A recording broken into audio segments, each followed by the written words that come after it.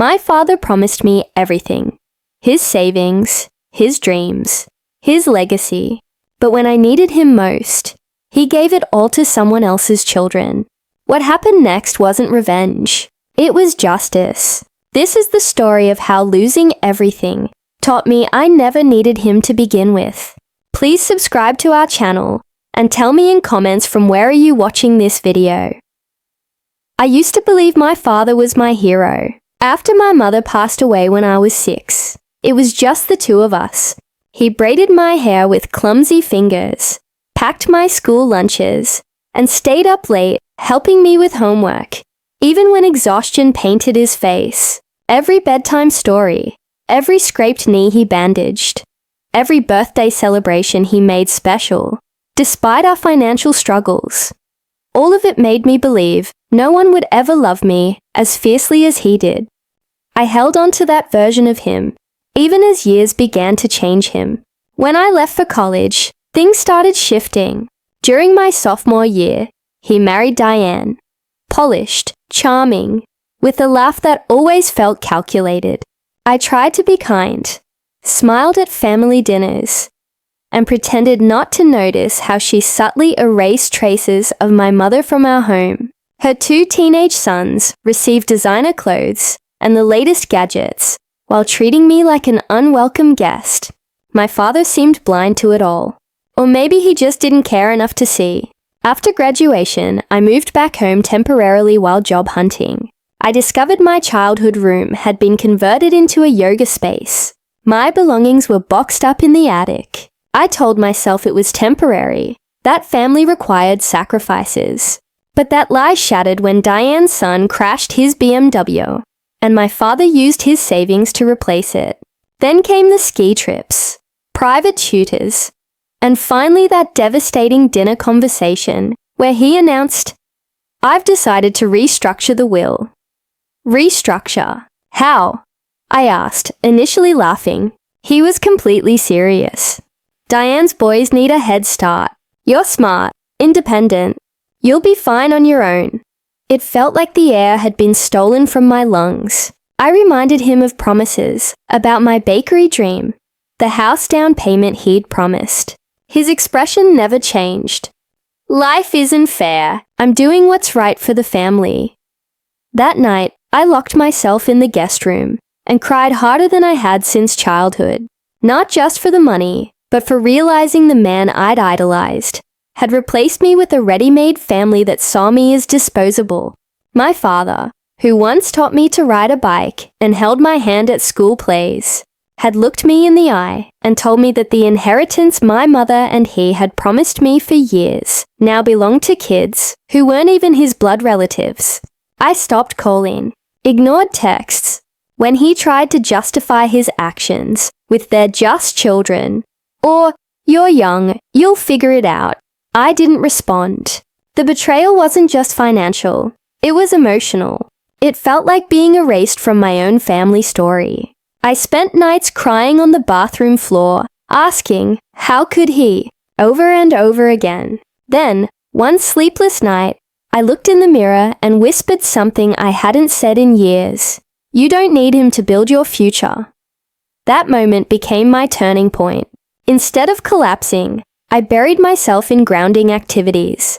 I taught piano lessons again, freelanced graphic design work, lived frugally, rented out my apartment's second room, cut unnecessary expenses, and poured every extra dollar into a savings account labeled Rebuild. But rebuilding wasn't enough. Even though I was healing, part of me still burned with injustice. He had stolen my future, one that my late mother had promised me with love and intention, just to play savior to someone else's children. One day, opportunity knocked in the form of a letter from Everhart and Arden Wells. An old friend of my mother's had passed away, leaving me a surprising inheritance. Not life-changing, but enough. Enough to open a door I thought had been permanently closed. Years ago, before my parents divorced, my mother and I had dreamed of opening a community art space. Part gallery, part workshop, part music studio. A place where kids and adults could learn, heal, and grow through creativity. She even had a name, Canvas and Key.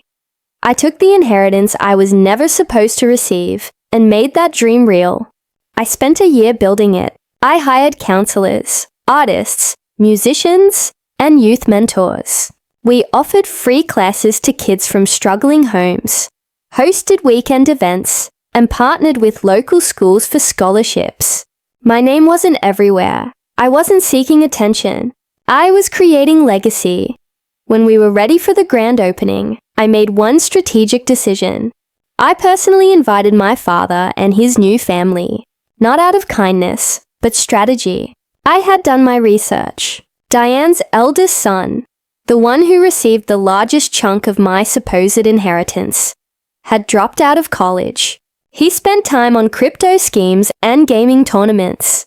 Her youngest daughter barely attended school and had disciplinary issues. The polished family image my father thought he was investing in was crumbling. I sent glowing invitations to the opening gala of Canvas and Key. I even offered Diane's daughter a free spot in our teen creative therapy program. The night of the event, the venue buzzed with laughter, music, and light. Guests mingled while young artists performed. In the center, a plaque read, "For the dreamers, for the silenced, for those who rebuild when their world is torn apart." My father arrived near the end, stunned by the space. He approached slowly, not with arrogance, but with shame. "I had no idea," he said softly. "You built all of this?" "Yes," I replied, "with help from someone who still believed in me." He nodded, looking down. "I was wrong. I thought I was doing the right thing. I thought they needed me more than you did. And in doing that," I said, "you forgot that I wasn't asking for more. I was only asking for what was already mine." He didn't argue or make excuses. Maybe for the first time, he realized that regret couldn't be covered with money or justified with guilt. "I don't expect forgiveness," he whispered. "Good," I replied gently, "because this place isn't about forgiveness. It's about moving forward." He lingered, taking in what I had created, what he had never believed I could accomplish. Then he left. I never saw him again. A year later, his new wife filed for divorce. Turns out, she had been siphoning money from his accounts for years. The sports car purchased in his name, private school tuition unpaid, his savings gone. The will had been rewritten without his knowledge, leaving him in legal limbo. Sometimes karma doesn't arrive loudly or quickly.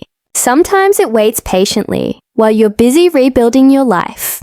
When it finally arrives, you don't need to gloat. You just watch the dust settle and say, "I warned you." Because in the end, I didn't need revenge to hurt him. I let truth do that, and I walked away, holding something more powerful than any inheritance could buy. Freedom, self-worth, and a legacy that was mine alone. The inheritance I never received became the greatest gift I ever gave myself.